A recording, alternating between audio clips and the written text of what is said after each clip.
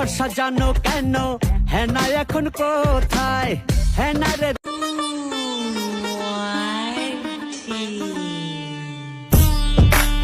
আয়না গড়ি ফষ্টি নষ্টি দেখতে নোনতা খেতে মিষ্টি।